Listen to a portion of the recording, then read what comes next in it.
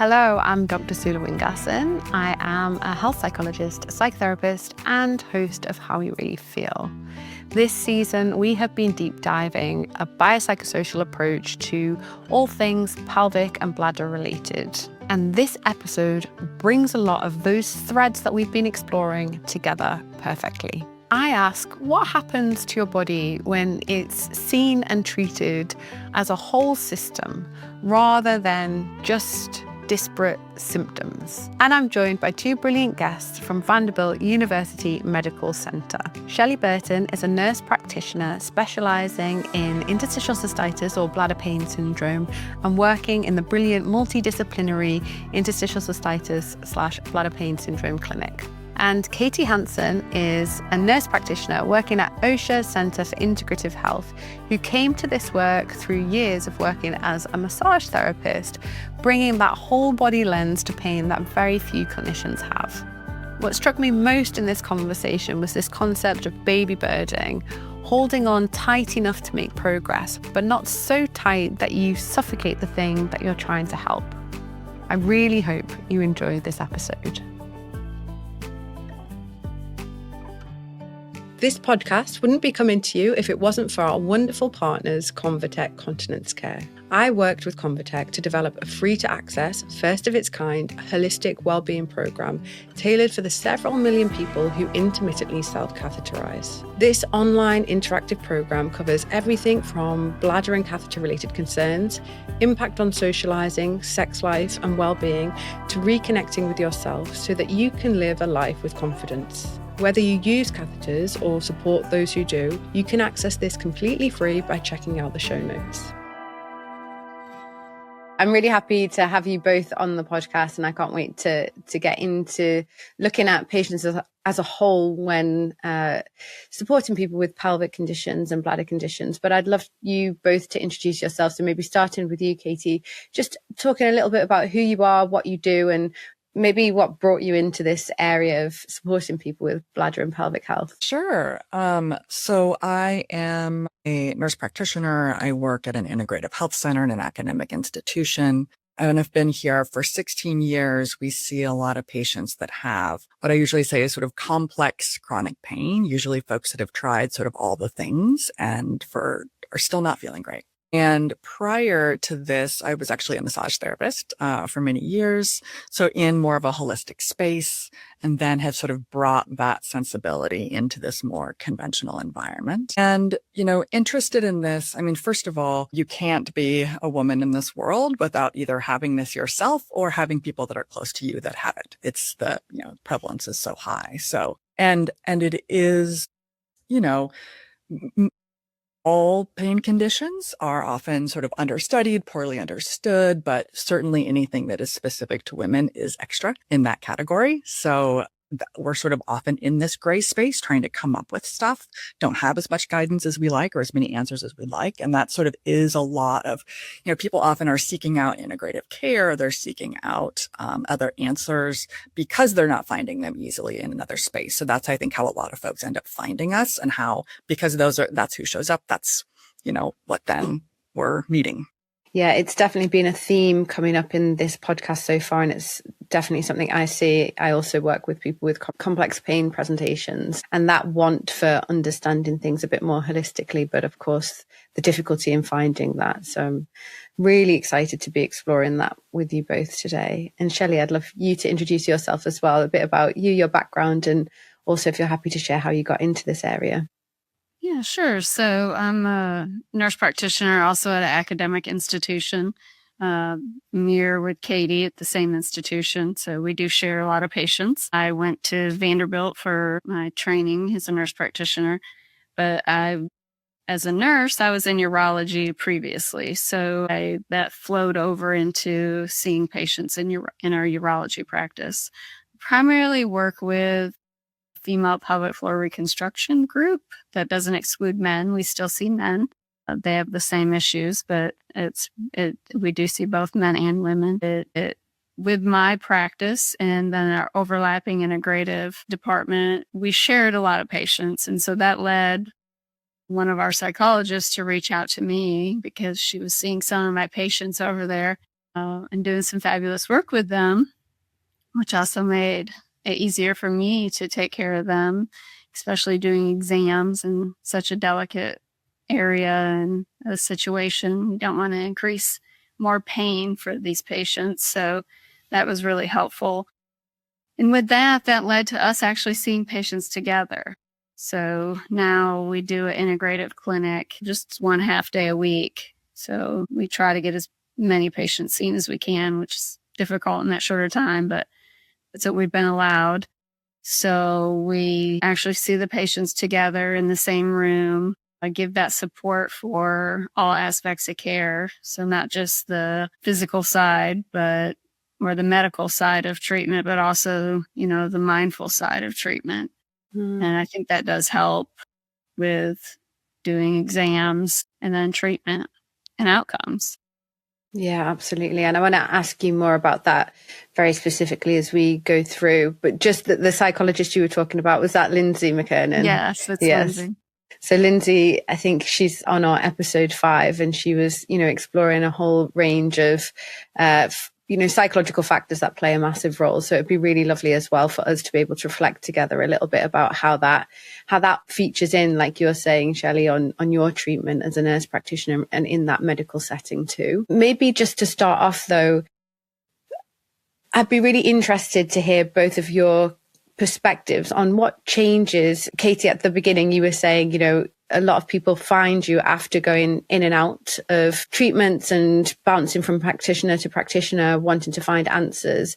Then when they do find a centre like yours, which I feel like is gold dust and everybody's going to be Googling it now, what changes, what changes for the patient when it goes from being bounced around to them being seen in this integrative setting? Yeah, I think it's not magic, right? I think that it's something that can and should be implemented everywhere. But there really is something about, our system is designed to find the problem and solve it. And it's so good at that in so many ways. We can cure cancer. If you need a new heart, we can get you a new heart. It's incredible what this system can do from a, disease healing standpoint. But when we apply that same framework to to pain, honestly, like just about any kind of chronic pain, but specifically you zero in on this one area, this little tiny square inch where it hurts, you're missing sort of the rest of the picture because we don't have a lot of answers. Our treatments for this we're lucky when 50% of people have a response to a specific treatment, which is so different than, when you get your treatment for strep throat. Yeah. And so when we have an opportunity to look at all of the different pieces, like we get to put the person back together again and look at it in the larger context. And oftentimes at that point, there's a lot more opportunity of where we can have some agency and do something to help someone to feel better. And in our context, so often I am not, if I had the cure, I would say if I had the cure, I would just tell you that in the first 5 minutes and then we could be done. But because I don't have the answers and because I'm not just picking the right treatment, we're really stepping back and going, okay, well, what could we possibly do that hasn't been explored in this larger system? So optimizing around whether it's sleep or nutrition or environment or relationships or coping or all of these different things, which might mechanistically shift symptoms. But we're also holding space for, and what if we can't fix this? How do we play the hand that we've been dealt as well as we possibly can and focus on what we can control? So it's this both and of, I sometimes think of it as like baby birding. It's like, we want to look for opportunity. Like, if you have a baby bird in your hand and you like hold on to it too tight, you kill it. I think like we're trying to find the answer. Sometimes it's really hard to find the answer because we're sort of suffocating around this one specific outcome. If you just totally let go, then the thing runs away. You have to hold like, what can we control while also holding space for not being able to control the outcomes. That's such a great phrase. I'd never heard that before. I'm definitely gonna take that one forward. Yeah, it's such a tricky balance, but you've described that so well, of looking more broadly to find the scope for agency and potential improvements whilst, yes, not baby birding, not holding so tight that it gets in the way. Yeah, and I'd want to add to that too, that as important and meaningful as lifestyle and integrative interventions are, they can't solve everything. And so sometimes I definitely get folks in that are eating the absolute perfect icy diet and like trying to do all these things. And I'm meditating and I'm getting acupuncture and I'm doing all these things, and they still feel bad. And it's almost like this internal shame of like, I'm trying so hard. Because I'm trying so hard, what am I doing wrong? Is it should be working. And so it's also a place to like create space for, you could be doing everything right and you might still have a flare. You might still have a bad day. This is not like you don't have this condition because you did something bad or, it's your fault. But I think that a lot of people are interacting with it that way.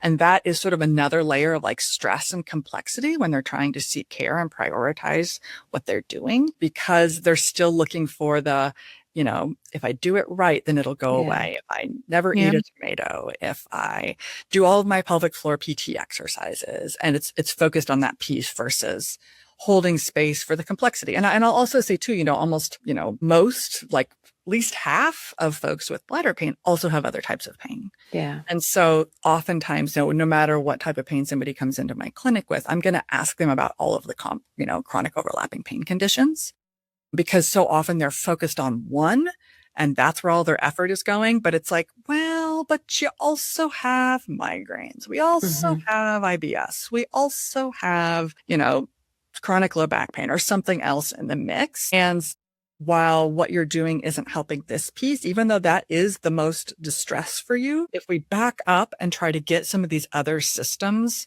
in a better balance, then either you'll have more capacity for dealing with the most challenging thing, even if it doesn't change, or if we can get the rest of the system into balance, we might get lucky and have improvement in that. Yeah. I'd love to talk to you about the overlapping comorbidities and getting that system into balance. But I'd love to hear from you first, Shelli, a bit about an extension of that, right, as in your role from a physical health side, and then having the context of people working to that wider picture. How does that change things for you and your practice? Yeah, I also get those calls. I have a flare. I don't know what to do. So usually when I see these patients on the forefront, it's okay. We know this is chronic. We know there's going to be episodes. That's when we need a toolbox. So you keep in your toolbox your tools that you need for these flares. And that might be just a piece of paper to remind you to do your stretches. That might be your spasm pill or your muscle relaxer, or, the medical side of things that I want them to also put in that toolbox. That might be their oil that they prefer, if it's a lavender rub or a heating pad or just something like that. So they can pull those tools out and not have to think, because when they get in that capacity of the pain's here, I'm having a flare, then that's where the anxiety goes up, everything, the migraine starts, they get constipated, and that exacerbates their symptoms. So it all falls into this chain effect. So that's why I feel like if they have their toolbox, they don't have to think about what do I need right now as these symptoms are starting. This is for my burning. This is for my muscle relaxation. Yes, I need to breathe, take a step back and do some of my breathing, pull out my stretches again. So just trying to lower their heightening of their symptoms. So by having an easy access to their toolbox. Yeah, it's an interesting point that you make, and one that reflects my experience in working with people to build that toolbox from a psychological side of things. You identified when they start to think, that's when everything starts spiraling. And I talk about this quite explicitly of when you're in that threat level because of the pain flaring or the symptoms flaring, even if it's not pain, that increased urgency or whatever it might be, your brain starts processing in a different mode, which kind of flips you into that very thinky, spirally mode. And from there, it feels productive to think, but actually, as you say, it just feeds all of these kind of internal threat processes. Yeah, the body tension from head to toe starts. Yeah, absolutely. Can I ask you as well about specifically when you mentioned having a psychologist working clinic with you and that helping, what difference do you see that make? Because I think that's such a unique thing. Most places don't have that possibility of having a physician alongside a psychologist. How does that change things, do you think, from your point of view? I do. Not that the patients don't feel heard with just myself or just their, medical provider, but I do feel like with us as a team, they recognize this team approach. They feel a little bit more heard. I think that helps with the trust factor. So then that allows us to dig a little deeper. They share a little bit more with us. So we get to know that patient. Yes, we do spend an hour at their initial visit with them. So we do have more time, but I think it helps break down that wall. Like a lot of these patients have seen so many providers before they even make it to myself or Katy or in Lindsay's lap. And so they feel disappointment. They feel like they're at their last resort. They feel like they haven't been heard. So I do feel like that helps that barrier. Now they feel like they have a whole team that's going to help them. They have a bigger support system. So if I don't have the resources they need, Lindsay may have the resources they need from a psychology aspect. Living with a chronic condition is forever, and they realize that and they feel dread. So I think that helps enlighten it slightly. Yeah, absolutely. Because again, it's another theme that comes up in the podcast, comes up in my clinical practice. You mentioned about not necessarily feeling heard, and we've had amazing professionals on. So, I do think it's an exceptional pool of professionals working with people that we've had on. But the norm often is that people aren't feeling terribly heard by their practitioners for all sorts of reasons, not always to do with skill or anything like that, but to do with time constraints and just lack of knowledge around certain things. So that element of feeling heard and feeling safe to open up, like you say, it extracts important information as well as changing, I suppose, the experience for the patient in a massive way. Mm-hmm. Yeah, Go I on, think. Katy. I mean, I hear and also it's the feeling heard, but also many of them actually were not heard. Yes. Yeah, absolutely. Also, symptoms were not necessarily explored. I mean, I can't tell you, because again, I screen everybody that comes in for all the different COPCs. And so often I'm seeing people for other stuff and nobody's ever asked them about bladder or pelvic pain. And so they've never had any kind of treatment for it. And I'm like, well, you're going to need to go see Shelli, and they're like, well, I've been to my regular annual, which is just sort of the pelvic, the birth cycle, what have you. And then a lot of the other symptoms sort of get just sort of shoved aside, or they just didn't even know you could get care for it. So, like if their trigger is pain with intercourse, that you don't have to live that way. Yeah. It's not going to be healthy for your home life either. So. Absolutely. And actually, we had an episode which has just recently come out with two psychosexual therapists talking about this difficulty that healthcare practitioners have around talking about sex, feeling like they can ask about it, feeling comfortable enough to ask, and how that then can leave people feeling like they can't talk about it. And also like it would be wrong, or that they're somehow, Kate Moyle, who was one of the psychosexual therapists, she gave this example of treating breast cancer survivors and them sharing that they felt like they should just be grateful that they survived breast cancer. So why should, it wasn't fair for them to also want to have sex still. And just the power of, being asked versus not being asked, and the permission that gives and what it opens up for someone's life or not. Yeah. I guess speaking of this, like looking at things in isolation, and what impact that has on patient care.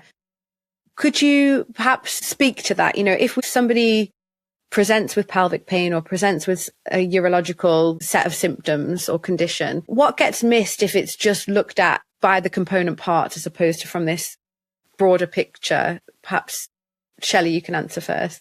Yeah. So when I have those patients come in, they say, well, they told me I have IC or interstitial cystitis, but my symptoms are triggered by intercourse, or they've looked in my bladder and said my bladder's normal, So that's when I want to just take a step back and, okay, well, what other symptoms do you have? Do you have constipation?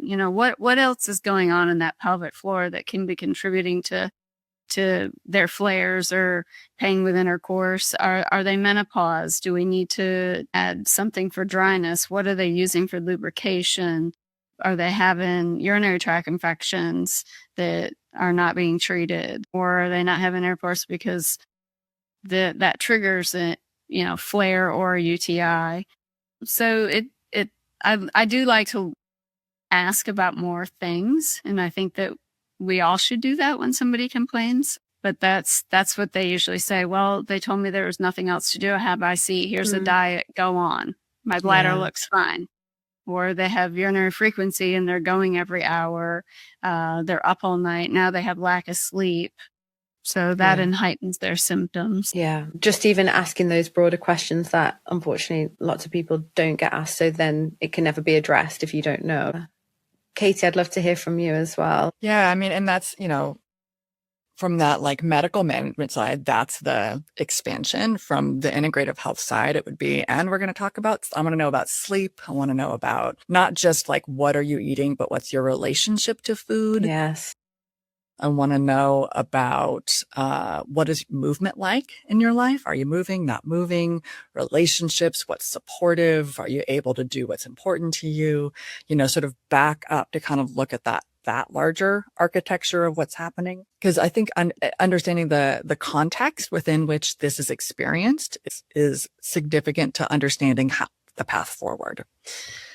And I guess there's another piece in there around, I am a big believer in helping people to understand sort of the why of what they're feeling.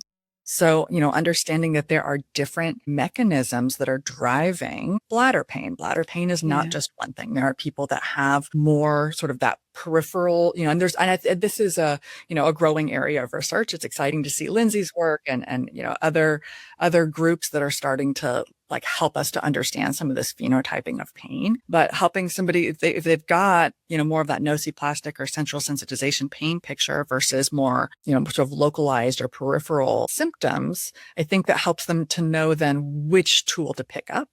Why does it hurt? This particular pain, this is a bladder spasm. A bladder is a muscle. It's smooth muscle, but how would you respond to any muscle that's in spasm? It can kind of help demystify a little bit of what's happening and help people feel sort of less broken.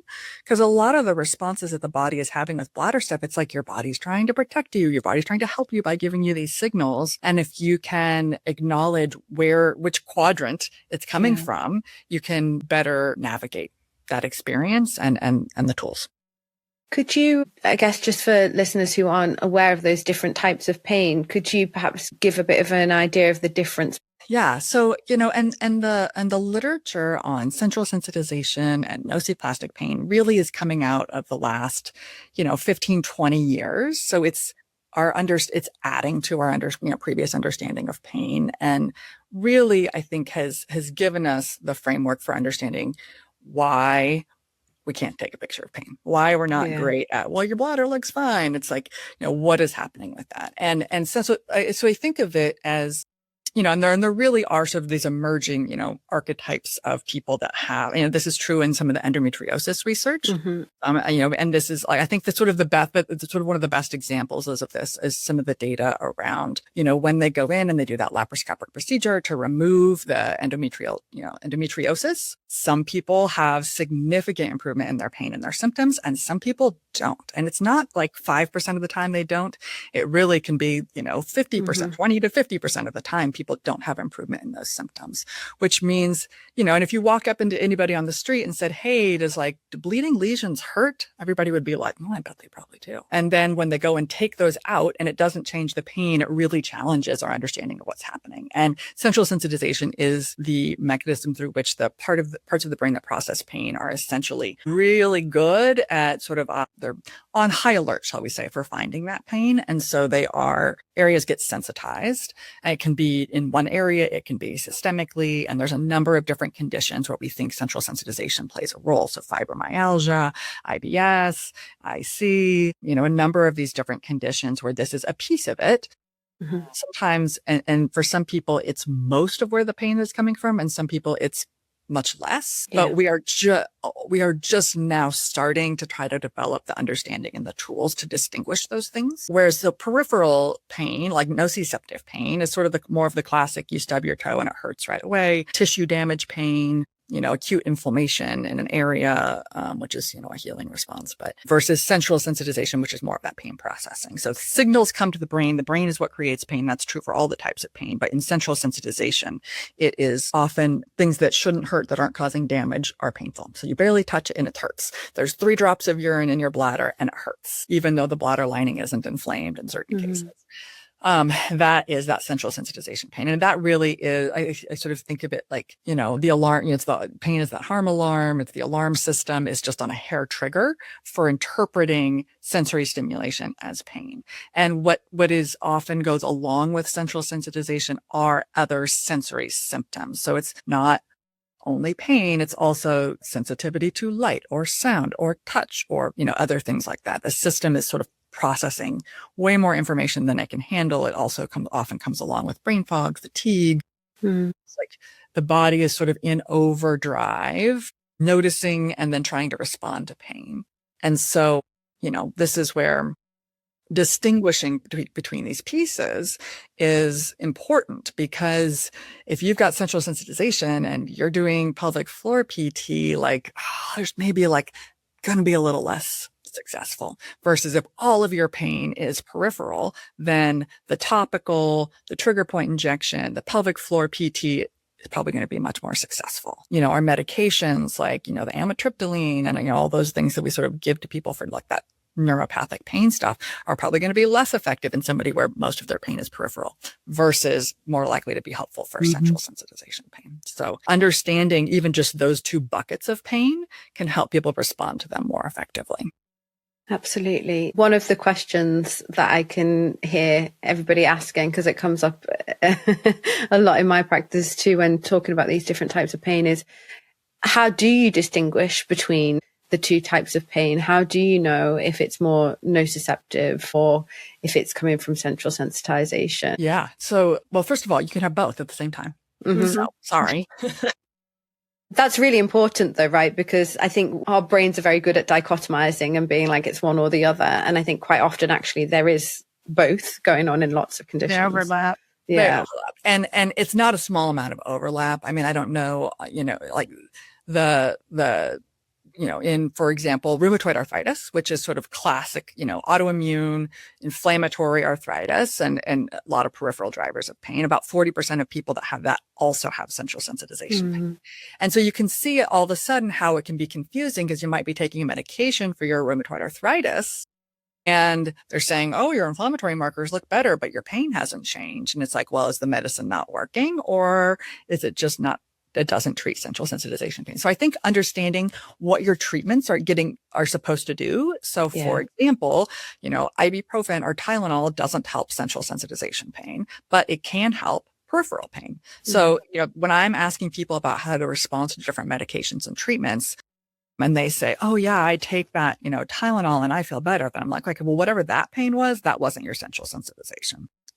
Things like Lyrica and gabapentin and amitriptyline and nortriptyline, those are helping central sensitization pain. They're not helping so much with nociceptive pain. And I think it's this constellation of symptoms, because it's pretty much impossible to have pain without having a pain response. And this is true regardless of what the pain is. And so a lot of the work I think that happens in integrative health and in mind-body therapies in general is kind of teasing apart and unlinking pain response from pain. Yeah. How do I calm my system even when there is this pain here? And that is easier said than done. And how can we maybe have pain but have less distress about the pain? And so when I think about distinguishing those 2 types of pain, part of it can come down to, because if you have peripheral pain for long enough, you can then get central. So there's central sensitization, but then there's also just the sustained peripheral pain and then the patterns that develop in response to that. And there's some, that's murky, right? We're getting into sort of gray area that could be hard to tease apart. But when there is sensory sensitization in addition to those other symptoms. So it's like, and you have brain fog, and you sleep, but you never feel refreshed, and sounds feel too loud, everything. You sort of are wanting to isolate. I think of that sort of a little bit more in that more central process.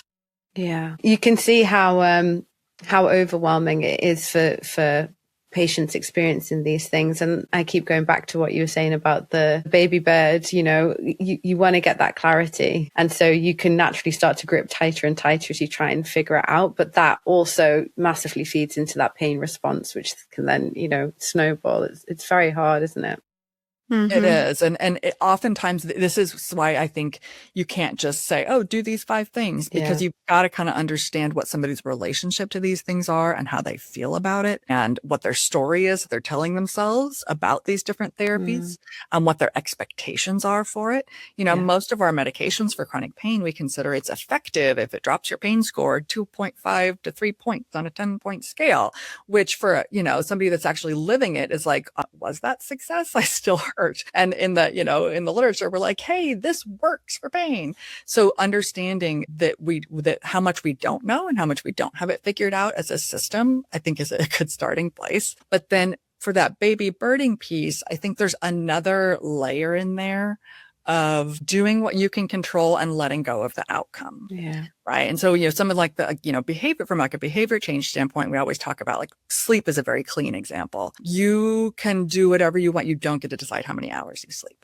You can control when you stop drinking caffeine and whether you listen to true crime before bed or, all these different things, but you can't. So if you link success to how many hours you sleep from those behaviors, there's a little bit of disconnect because you don't actually get to control that. So linking success not to did my pain go away, but did I focus on the things I could control and then feeling good about those things. Most of the stuff we're asking people to do is like in general stuff that like all of us probably should be doing. We should all be having a nice sleep schedule. We should all be optimizing our stress resilience. We should all be eating vegetables.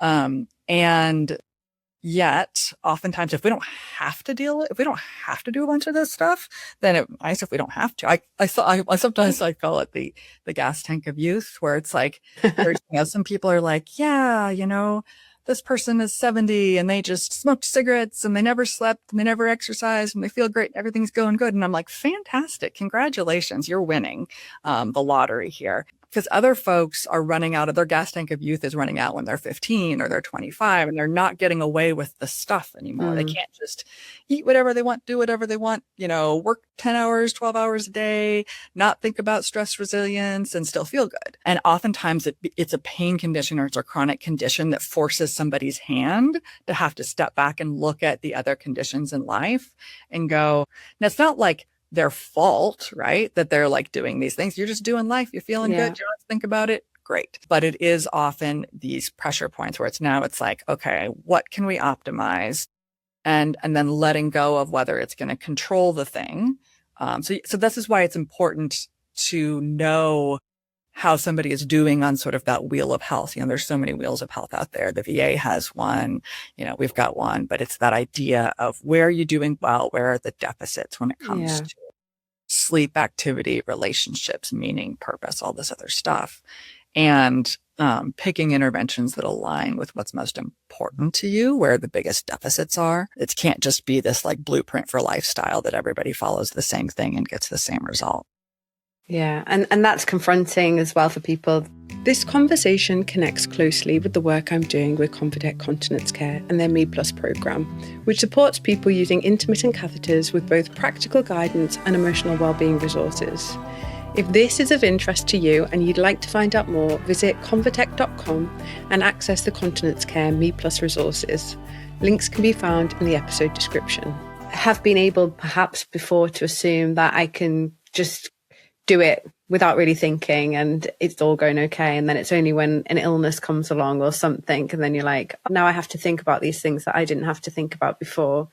And the brain makes comparisons of other people that don't. And yes, that's a hard adjustment to make. Shelli, I'd love to ask you a little bit about the Vanderbilt model, the integrated clinic, and what would it look like then? I was having an interesting conversation with somebody actually on the pelvic pain committee for the ICS, talking about, creating a model for multidisciplinary working, and how do we do that so that maybe not standardized is the right word, but people have some kind of idea of what that could look like in practice. So I'd love to hear how that actually works. What does a patient get when they walk into that integrated clinic? How does it go? So they do have 2 appointments on their schedule. However, we see the patients at the same time. So, that might throw them off a little bit. So it's the urology clinic. So we still do, our vital signs. The patient gives a urine sample, make sure they're emptying okay, check their urine. And then Lindsay and I both go in together and introduce ourselves and explain from the get-go why they have 2 appointments, that they don't have to tell their story twice. So then we take a history together, get the information we need from the patients. We both ask questions. We leave it, nice and open for each other. And majority of the time, then I'll do an exam. So now that we've built a rapport, Lindsay may offer to stay in the room if they would prefer somebody to stay in the room with them. If they're concerned about pain, if they're not ready for the exam at that visit, we won't do the exam. We can plan it for another time if we feel like it's necessary. So just trying to build the rapport together. And then we both usually we'll kind of chat to see what we feel like each of us need to offer the patient. And that might be a referral to Osher to see Katy as the whole person. Work on some other things that might be, they need some psychology help outside of our integrative clinic, and for other issues, family issues or something like that. So giving them the resources, it might be that, even financial resources that we need to discuss or find ways so they can pay for medication or something like that. Just ways to lower their stress level too.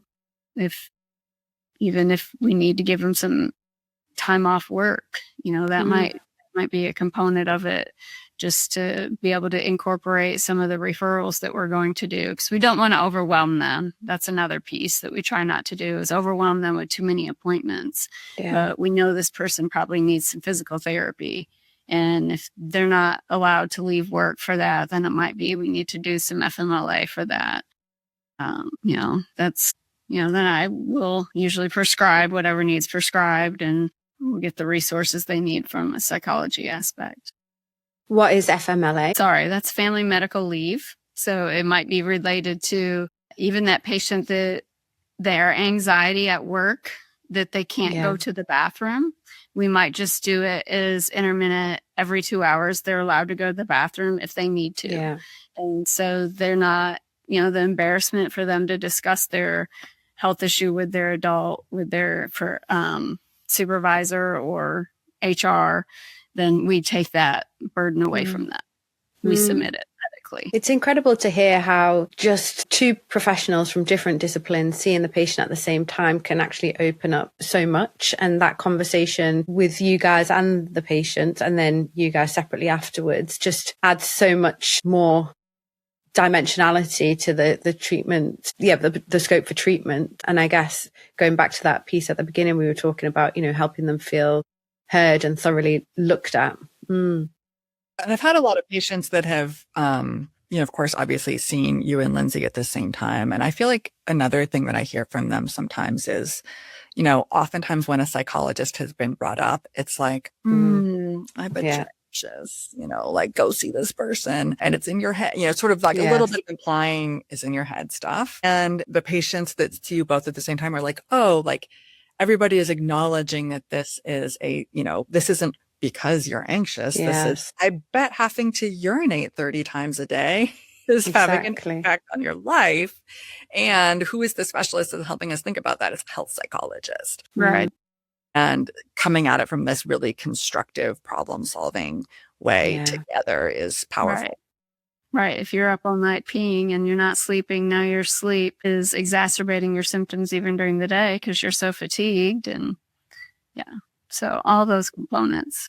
Yeah, that's such a good point, because that is, as you say, Katy, it's such a big stigma coming from a lot of dismissing experiences a lot of the time. And a lot of these conditions disproportionately affect women as well, who we know are more affected by medical dismissal and problems there. So that's certainly a big reaction that comes up a lot when talking about psychology in the context of health, of this is another person trying to tell me that I'm imagining it, it's not that bad. So yeah, you're absolutely right. Just having that validation of the psychologist alongside the physician, seeing the same thing, commenting, kind of normalizing, yes, it would be stressful and take a bit of thinking about to navigate life now that, you know, these things are happening. Unfortunately, in the UK, a lot of the time when psychology is involved in like a secondary care physical health department, like gastroenterology, urology, gynecology, which is few and far between. But when it is, it's like a psychologist down the corridor in a cupboard. And they've only been assigned to patients who are like visibly upset. And it's, again, it perpetuates that idea of, oh, it's only if you're upset or quote unquote having mental health issues, that's when you see them. Whereas what I really love about this approach is they're very integrated from the outset. And that makes such a big difference in how you see the role of those psychosocial factors. Can I ask you a little bit about, before, Katy, you mentioned about comorbidity and systems imbalance. There's something about that term, systems being imbalanced, that really resonated with me. I see a lot of patients with lots of different comorbidities, often fatigue alongside pain, alongside bowel issues. So yeah, could you talk a little bit about systems being in balance and, you know, helping people, I guess, get a bit of a better understanding about what's happening with those overlaps? Yeah, you know, sometimes in chronic pain, and in our clinic, we talk about this on sort of a continuum of care. And, you know, the first one is stability. And so, you know, when I think about stability, like when you're in the emergency room, stability is like airway, breathing, circulation. In the outpatient world, I think of stability as, do you sleep at night? Are you awake during the day? Do you take in food? And do you eliminate food? Are you able to do the daily stuff of life? And stability means something a little bit different to different people. There's like the core survival stability, and then there's, and if you have kids, and if you have a certain type of job or a certain type of what have you, you have to do certain things to get through a day. And so I'm often asking patients, let's figure out what is stability for you? Are we there? And then if we're stable, can we regulate? And regulate is, you get a curveball, you get sick, you have a flare, you have a bad night of sleep. Are you able to course correct and regulate pretty efficiently, or does that throw you off for weeks or months? And then, you know, then we've got sort of capacity building. And when we're working on capacity building, that's like, hey, we've kind of got stability. We can regulate when things go sideways. Now we're going to sort of, you know, reach for the stars, like try the new thing, you know, expand, increase, add in strength training. You know, we're going to like do a sort of a capacity building thing, do sort of a big thing with nutrition. You know, the nutrition is one that I often pick on is, you know, I love vegetables. And if somebody's exhausted and they feel bad and they're in pain and they're overwhelmed, it's a really hard time to like, it's hard for people to change how they eat when they feel good and don't have any health issues. Much less so some people come in and they're like, you know, I need to figure out the perfect diet. And I'm like, do you? Like, and even if we did, could you actually do it right now? Like, I mean, we're not stable. We're not sleeping. Yeah. Let's focus on these basics before we think about, you know, trying to get too aggressive with different types of interventions. I don't know if that sort of. I mean, it was making me think, actually, interestingly, just this week, I was talking with a client about this, how really not in a stable place, just come out of hospital and, you know, on step one of trying to get back to stability and had been advised to do this very restrictive diet. And I was like, this makes no sense whatsoever. It's going to add too much cognitive load. It's going to take away some pleasure that you otherwise won't have, and you don't have very much right now. And so, yeah, thinking about that broader picture is huge. And it took such a weight off. Intuitively, they had a sense as well of this probably isn't the right thing for me to do. But getting that advice at that time, you want to cling to what you're being told. Yeah. So it's coming back around for me now. The systems imbalance, right? It's like, first we have to know if we're not stable, are we able to, like, what is our focus of our efforts right now?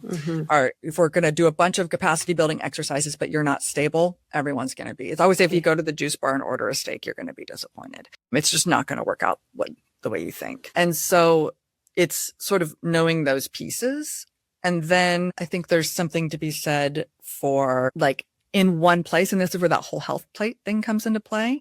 So often when, and I notice this when we get like residents and fellows that come through and they've been in endocrine clinic and rheumatology clinic, all these different clinics, and they'll pick a red flag symptom that the patient sort of talks about. And then they go down this very appropriate sort of like, but reductionist pathway of coming up with the right answer. To solve that problem. But we're sort of doing the opposite in whole health. We're like, yeah, I get it that you have, migraines and you go blind. That is bad. There's a specific answer for that. So we have to back up and go, okay, we're holding in one space. It's rare that patients get to talk about their sleep and their nutrition and exercise and social support and pain and fatigue. And all in one place. And oftentimes just that alone, I think, it's not like I have the answer. It's the person is actually able to like go, well, when you say it out loud like that, of course I'm only sleeping 3 hours. And so of course it's impossible for me to do all these other things that I'm trying to do, and then the path becomes more apparent when we look and say, yeah, of course this system isn't stable. But I think, something what you said earlier, of a lot of people expect that they should be able to like work 50 hours a week and sleep 6 hours and, eat the microwave meal and not put any effort into stress resilience. I'm never trying to lower stress. I'm always like, stress is good for us. We want to like improve our response. We want it when we need it. And then we want to be able to move out of it when we don't. And we don't get to have all of those strains and feel good forever. Somewhere it comes out of balance. We have to figure out what is that sort of that fulcrum that's throwing it in this other direction. And so a lot of times it takes time. It's not like we figure it out the first visit. We like try some stuff. And a lot of times the first or second thing that people think is the thing for them, once they get out into the world and actually try to do something different, it's not the thing. Yeah. And then it reveals something else. I remember early on when I was doing some like health coaching training, and somebody's goal was to increase their exercise, and they had a treadmill. And so of course they were just going to get on their treadmill and go exercise.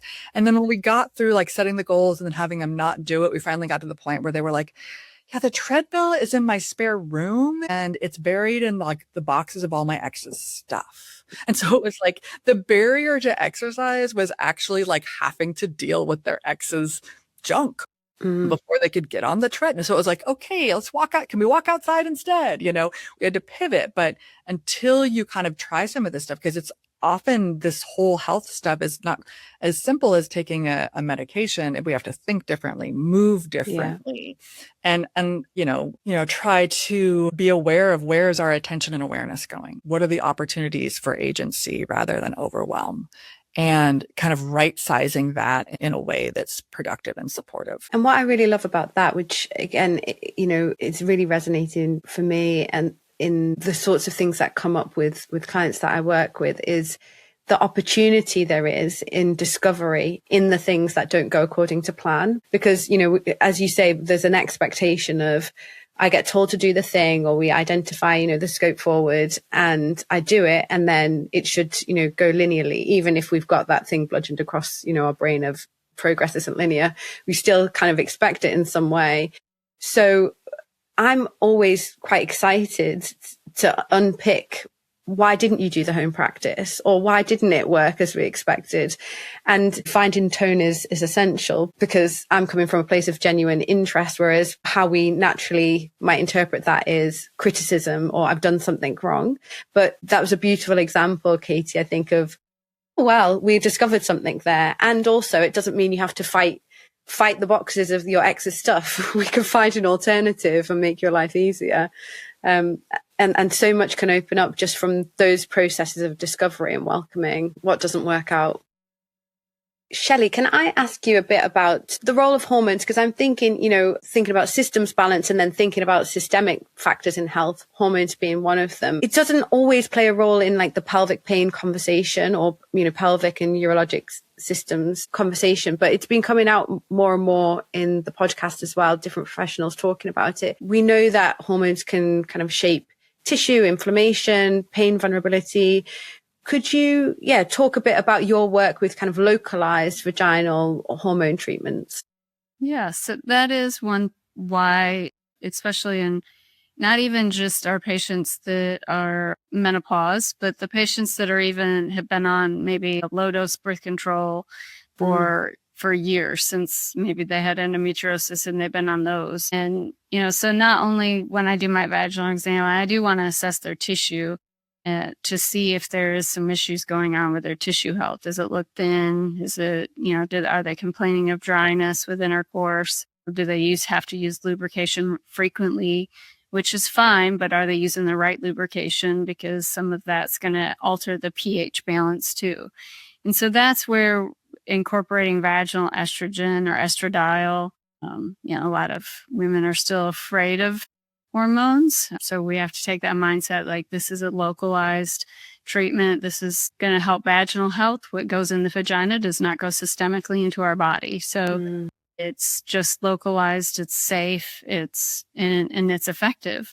So it will help plump that tissue, give it more elasticity, give you some more natural lubrication, and balance that pH in the vagina. So it can also help protect the urethra and the bladder. And, if that tissue is thin, it's going to pull on that urethra. It's going to pull on that bladder. If that tissue is irritated and inflamed from intercourse, the bladder is going to be irritated. The urethra is going to be irritated. And so there's a crossover effect there. So if we're not healing that tissue or helping that tissue to become healthy, they're not going to have a good outcome either. So I do push for that. If somebody has resistance, there is some over-the-counter hyaluronic acid versions now that do have some very good data that show that they also can improve the tissue thickness and elasticity and pH balance. So I will recommend some of those if they are not interested at all. And what is the resistance, do you think? What are the concerns people have? I think it's just the fear of maybe if they're on birth control, adding another, is this going to affect my birth control? If they're menopause or if they have a family history of breast cancer, they still fall into that myth that this is going to trigger breast cancer. Yeah. Sometimes it is, they don't like messy. They don't like creams. There is tablet versions. There is a ring version. So there is some that we can get around that. They just don't like a cream based. That will be really reassuring to a lot of people that there are topical things then that can be used. You just mentioned tablets as well, but topical things that can reduce any resistance around worry with systemic hormone intake. Yeah. Yeah. I'm really keen as well to explore, because you were saying that kind of crossover effect of the vaginal tissue and how that can feed into these pain processes, and similar to what we were talking about, how these things can layer onto each other. Katy, I was really intrigued about your massage background and working with the body from that means, and the connective tissue, the way tension holds and travels. Yeah, could you perhaps talk a bit about the role of these things? Because I also, there's lots of information about the fascia and holding trauma, and perhaps you can dispel some myths and correct some thinking. Yeah, no, it's a great question. Obviously, the location of the pain, like wherever pain is, it has its own sort of culture of what it might mean, right? So chest pain might mean something, different, does mean something different in terms of the potential or the potential harm than bladder pain, than foot pain, whatever. So the context of pain is important. As far as like from a musculoskeletal standpoint, I'll say that sometimes we say, like, in that world, like, where it is, it isn't. So it's like you feel the pain here, but it's tightness, it's weakness in other locations that can be setting somebody up to have that be the pressure point. Connective tissue, fascia, they transfers force throughout our body. And anytime you have a scar tissue or a really tight muscle or something that's torn or weak or what have you, then the force doesn't transfer the same, right? And you can sort of imagine that becomes then a place where there's maybe going to be more problems. I always say, like, my bias is that I've already seen people, like the people that I see have usually seen like 5 they've gone to pelvic floor PT 5 times before I see them. Yeah. So, I mean, pelvic floor PT is fantastic. And a lot of times I send them instead to more of a whole body PT, but because when you just go to the place where the problem is, it can sometimes be just too intense. We kind of have to like surround it, so to speak, come at it from this distal area, work on, again, like rather than focusing on the problem, turning towards what can go well. And so, building up strength in other areas of the body can also reestablish sometimes the trust in the relationship with what your body can do. A lot of people are like mad at their body. They're like, my body hates me. Yeah. And trying to reframe that conversation into something that's more supportive by building up, treating other stuff that maybe is going to go better. It can be a good approach. This trauma and the body thing, boy, this is a hot topic. I have like taught and lectured quite a bit in the last month, and I keep getting this question. And I get it. Because there's been so much sort of in pop culture around trauma in the body. And then I think also just as the conversation around trauma and pain, all this other stuff unfolds. Here's what, and again, we don't know, like I don't have the answer, but I'll tell you how I think about it these days, informed by some of the more recent, understanding of how we make sense of the world in a sensory way. And I think I might just start by defining interoception, which is, please. It is sort of the stuff that we feel inside of our body. So it's noticing when like you're hungry or you're tired or you have to go to the bathroom, or tension or pain. Emotions are also sort of getting expressed through the autonomic nervous system, and that interoceptive awareness is kind of this bi-directional conversation that's happening with our bodies and our central nervous system. And I don't think that, like your mom's narcissism is in your quads. I don't think that, like there's like trauma is like in this very literal way stored in a particular tissue. I think of it more as like sensory information from our bodies is then getting processed by a system that is operating off of what it's been taught. So, the insula is taking in information from the fascia, and it's not entirely like a brand new, baby, its first day on planet Earth, taking in that information without context and without history. It has biases and preconceived notions of what it expects to feel from a bladder, or what it expects to feel from a foot or a rib. And it then interprets what it's sensing based on those expectations. And so if you have a lot of trauma, have a lot of lack of safety, or have gotten really good at hypervigilance and keeping yourself safe in a certain way, then signals from the body might trip that off. Sort of in a similar way as like, you smell something and it reminds you of your grandma when you were a kid, and you get all that memory back. It's not so much that is like stored in your nostrils as it's a sensory sort of a signature or pattern that evokes something. Yeah.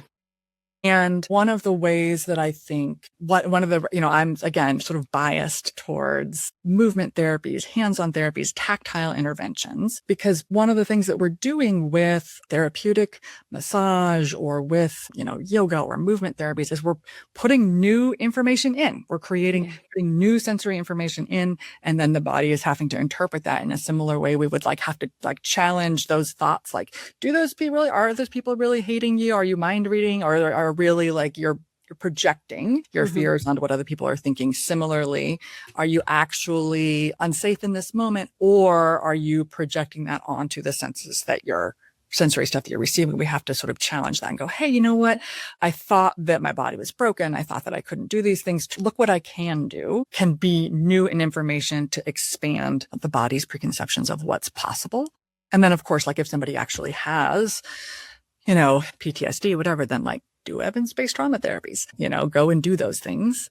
But there is, I think, of course, this gray area where somebody maybe doesn't meet all the criteria for PTSD, but they have built up an expectation of pain from an area that, and it's beyond their control, and it's distressing to try and expand their sensory experience to sort of challenge that idea of safety. So it's, work on that kinesiophobia, work on that fear of what if it gets bad and I can't control it and it won't go away. And so the other thing I like about a lot of like movement therapies that are whole body or massage therapy is that we are cultivating a sort of, tactilely cultivating a sense of safety in the body, which can counteract that message of your bladder's on fire. Even though we're not massaging the bladder usually. And, I like that, we're going around it.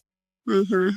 But that's really interesting that going towards the bladder, what you were saying there about, going to a pelvic PT, actually that might be too intense at the outset because there's just too much of that projected threat and guarding and all of the things that come with that. So working outside in can establish a bit of that foundation of safety. Again, it really reflects what I see in clinic a lot of the time when there is so much threat and intensity in that particular area.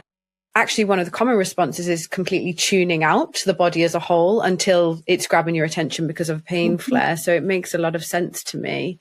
And I was curious, Shelli, just thinking about this in terms of like a trauma-informed caregiving, well, what this means for trauma-informed care, really, and you as a physician and your colleagues. How do you navigate that? So if we have that, if we know ahead of time, or if we see that patient in clinic, in our integrative clinic, then Lindsay might do some relaxation with that patient before, or just let them know we'll not do any examination until they're ready. If they are comfortable with putting things into their vagina, if that's not too painful, sometimes we'll start with even just using a diazepam suppository. And so I'll have them do that every night for a month before we even start PT. Wow. Or before they come back for an exam. So that just to one, it does absorb a little bit systemically using a vaginal. So it does help some of the other muscles in the body, may help for a good night's sleep, but it is about less than 10%. So I do use a 10 milligram suppository. And here it has to be to a compound pharmacy, but they're not usually too expensive. Sometimes I'll encourage the patients to make them if we can't access them, and then have them come back for an exam with Lindsay and myself. And I guess that then starts to potentially shift the association as well of like intervention in that area on that sensory level as well, rather than it being very intense with the diazepam suppository. There's this kind of calming down around it, which maybe then puts them in a different space when they come to see you after trying that out for a while. Yeah, or even going to their physical therapist. Yes, yeah, of course. And I think I'm right in you give questionnaires before they come to your clinic to assess PTSD or trauma and that kind of thing. Is that right? We do. One of our questionnaires does specifically ask about PTSD. And how does that then inform the consultation? So we still approach initially the same, but leading into, as we feel like they've let their guard down a little bit, then maybe we'll ask about it at that point. And before we do an exam, of course, to make sure that they're going to be comfortable with the physical exam at that time. Yeah, and I would say, because we also collect that, and, while we have a bunch of health psychologists in our office, we're not seeing them together the way that you guys are. So it's a little different for us. I think of trauma-informed care in my realm because I'm not a psych provider, right? I think of it like psychological hand hygiene. It's like, it's not just infectious disease specialists that wash their hands, like everybody washes their hands. Trauma-informed care is like, you just sort of approach the world as like, hey, let's try to be safe and not re-traumatizing. And you don't have to know whether they have trauma or not to do that. But part of the way it shows up then when we do some of these, like when we do screenings for primary care, we do a primary care PTSD screener, ACE score, things like that, is not to then get into it because I'm not the psych provider. I don't have a psychologist in the clinic visit with me, but it might be like, you know what? Has anybody ever diagnosed you with PTSD? No. And I'll say, well, I'm not going to do that. I'm not the psychologist, but you filled out this screener and you scored a 5 out of 5. Like, this might be an opportunity of something that hasn't been addressed that if addressed might help, again, bring the whole system back into balance. I might not necessarily going to get rid of the pain. You can treat trauma and still have pain be there. It's not a direct one-to-one link. But guess what? If you were sleeping better or overall had better stress resilience or whatever else, then again, we might be able to navigate the pain differently. And so it's an opportunity to sort of bring it up, not as a like, let's talk about your trauma, but as this is a factor that might be influencing your health that if we don't, pay attention to it, we might be missing an opportunity. Yeah. It was striking actually, because when we did have Lindsay on the podcast, she was saying, I think it was data from your clinic, Shelli, 42% screen positive for having PTSD, which is such a startling statistic, really. And it shows, as you're saying, Katy, just how important it is to have, I love your phrases, the hygiene for everyone, not just the infectious diseases professionals. Because then we can assume like almost half, if I can round up by 8% of people have had some kind of trauma. So we might as well assume that most people are dealing with something. Yeah. And sometimes it's a medical PTSD. Yes. And another, from like a clinician standpoint of how to respond to trauma like that, one thing that can often happen is people have a lack of control, and they will try to give you control. Mm-hmm. And as a clinician, it's very normal sometimes to step into the role of, I know what to do and I'm going to tell you. But for this stuff, it's actually for especially when somebody has trauma, for everybody, but especially when somebody has a trauma history, is to continue to give the power back to them. Well, what do you think about this? How would you feel about doing this? And anytime I make a treatment plan with somebody, I give them the options and I say, hey, this is what I'm thinking. These are the options. What sounds useful to you? Mm. So that they are having to sort of reach for something and also reestablishing just their own agency. Yeah, shared decision making is important. Yeah, and as you mentioned, Shelli, when there has been medical trauma, I think even more so that becomes such an integral thing to lean into and to really be sure that you're getting that consent, because people react in different ways, of course, to traumas, and some people really, rather than feel or display more guardedness, they can go into that more fawn type of response where they're trying to please even more. I see a lot of people with that sort of response in my clinic where outwardly it can look like they're absolutely fine and they're wanting to, give the right answers and show that, yes, I'm engaging. And actually, what's really interesting, when I've unpicked this with lots of different people, actually, in the last couple of years, there's something underlying that where they think, if, the brain's made some calculation, if I would have been a better patient, I would have got better care. And so what their brain's reaching for is to try and be that better patient to make themselves as compliant as possible. But then that doesn't mean that they're always actually telling you what's important to them, or they're not always on board. So as a practitioner, being explicit with your questions about, is this okay? What do you think about this? Then can help them step out of that a little bit. Yeah. We see them come in. Yeah, we see them come in and they've had multiple procedures, multiple surgeries, and, they're still looking for that right one. Mm. Or they have a step back and they're terrified, but they need help. So yeah, I always feel like I always, it's not like a red flag, but it's a little bit of a little yellow flag for me when we get to the end of the consult and the person says, I'll do anything. Yeah. And I'm like, ooh, I don't know. I don't think you should do anything. I mean, it comes from a good place, right? It comes from wanting to do it right, not a little bit of type A, and I'll do anything. Well, it's like, what I need to start doing is stop and reflect on your own experience and then have some room for this not to work. And then what? Because then sometimes I feel like that is what we bump up against, is especially people that have been dealing with this for a long time, is they've got to kind of, I don't know if they have to, but one pathway is that we need to address the grief over what they lost on this journey, right? Or how it's impacted the rest of their lives. It's like hard to move on with acceptance of where things are at. Because again, if we could help 100% of people, then we wouldn't even be sitting here right now. Yeah.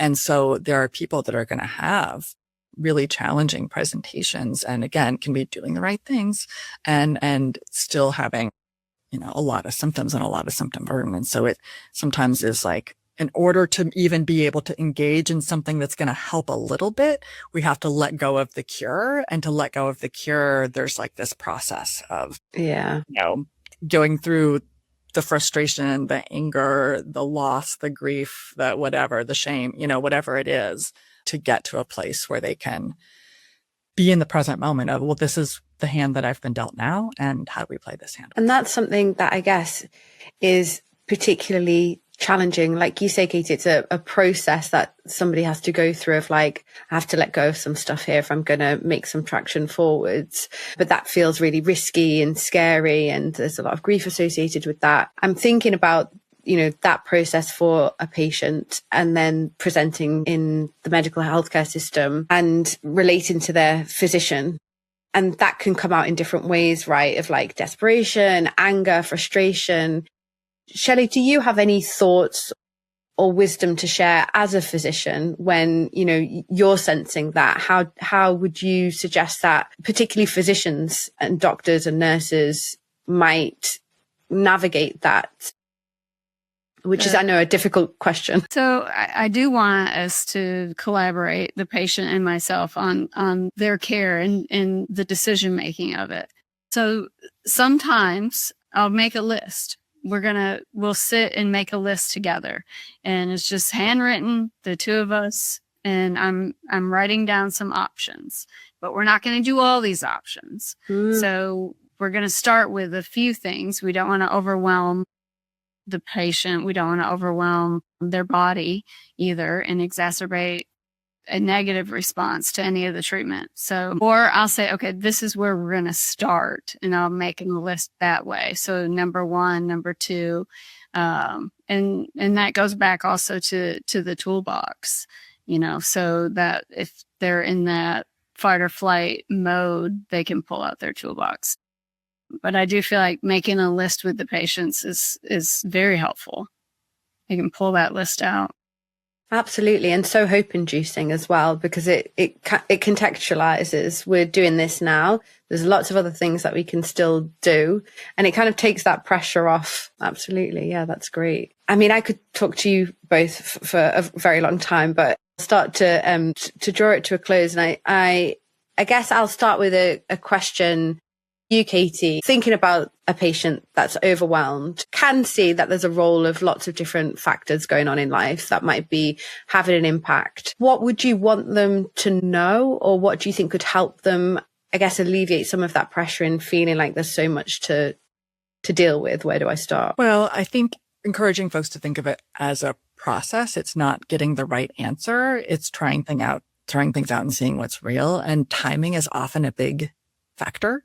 And so, having done this for a long time now, I definitely have seen people where initially they tried something and it didn't work. And then when they were in a different place a few years later, oh my goodness, this was now the thing. So it is trying to get a framework for evaluating what the expectations are for different interventions and efforts, and then just being realistic around what is important to you and what makes the most sense for you for where you're at. And sometimes we have to address that overwhelm piece on its own to be able to just get clarity, to be able to clear the map, to be able to see a way forward.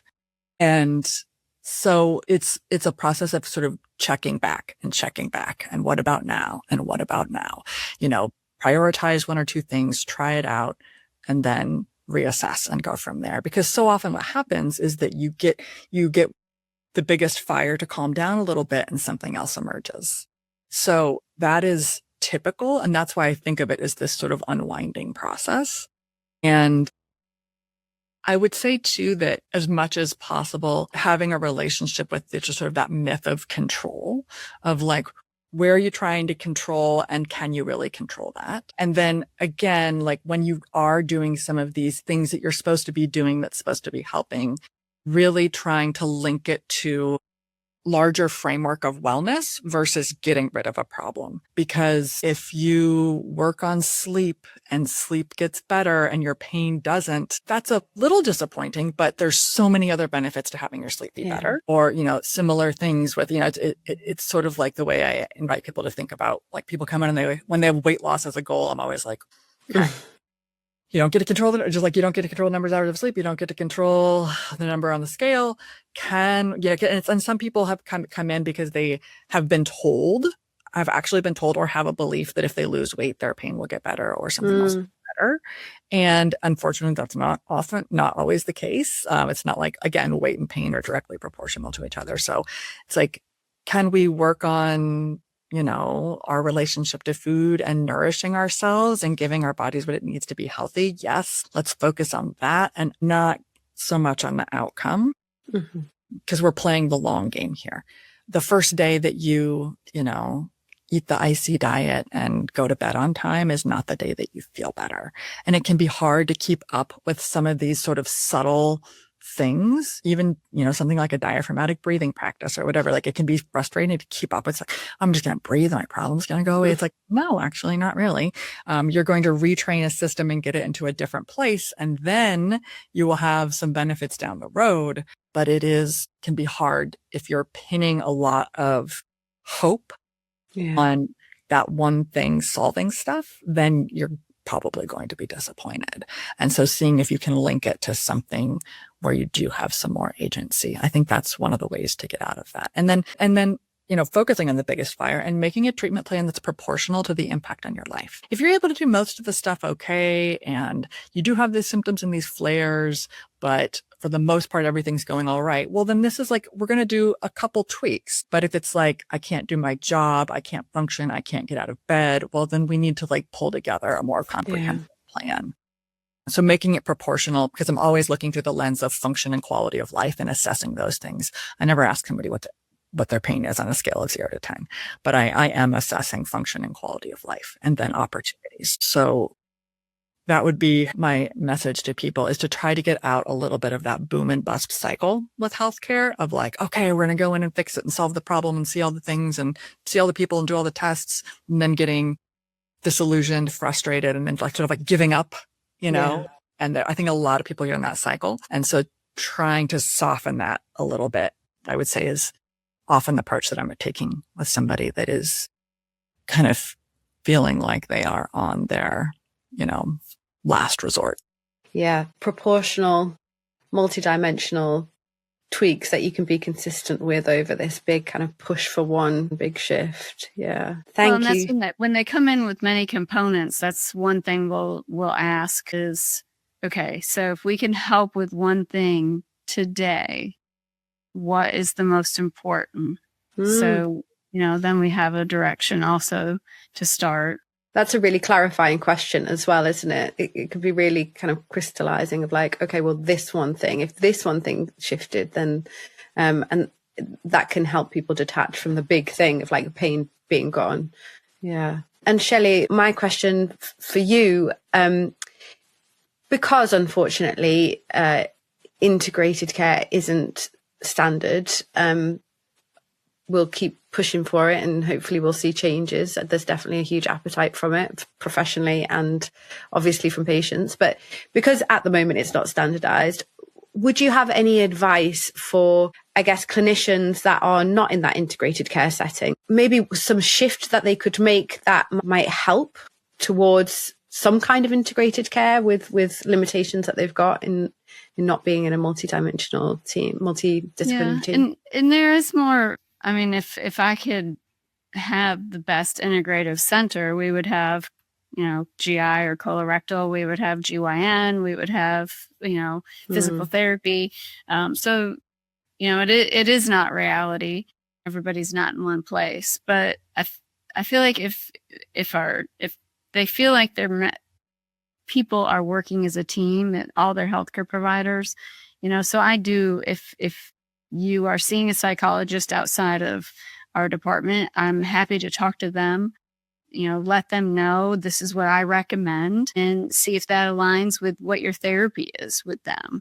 So then that way it does still sort of collaborate. If they're already going to physical therapy, let me send an order to that physical therapist so I can make sure that I feel like we are assessing these needs. This is what I find on exam. And so if I know time constraints when you're seeing patients, but, a quick 5-minute phone call or, doesn't have to be that, an email, I'll email with a psychologist or a physical therapist or a text just to have combined therapy with to coordinate their care as a whole. Yeah, absolutely. Like you say, that the time consideration can put people off. But in my experience, because that's what ultimately I have to do, I'm in a private practice, but I have so many pelvic physios, gastroenterologists, urologists that I collaborate with, and it actually doesn't take very long. You're writing a letter or some kind of clinic summary anyway, if you've got the consent from the patient, which often they're very happy to be like, oh yeah, you guys please talk. Then it doesn't take that much to drop an email. And and like you say, it can really open up so much. So I think that's really helpful, just to recognize that's always an option. And really reiterate, when I do that with patients, what's surprising to me is how surprised they are that I would do that. They're like, oh, really? Like, would you do that? I'm like, well, yeah, it's so important, of course. So I think you mentioned that, Shelli, about just this sense of feeling like there's a team, some kind of collaborative approach to support them. That, I think just even that feels much safer and more cared for than if it's them going from one to another and trying to figure it out. Yeah. Absolutely. Thank you both so much. Honestly, I'd love to talk for hours more, but you're both at the beginning of your days. I'm coming to the end of mine. But it's been such a great conversation. I know this is going to resonate so much with so many clinicians and people with their own lived experience. Good. Thank you for having us. Yeah, thanks for having us. Learned something today? Your brain hasn't finished with it yet. Research shows revisiting new information is all it takes for your brain to start connecting the dots on its own. So subscribe, listen again, and let it do its thing. Thanks again to our partners at Convatec Continence Care. Don't forget to check out the resources and references linked in the show notes. This podcast was produced by Maya Sounds and Music.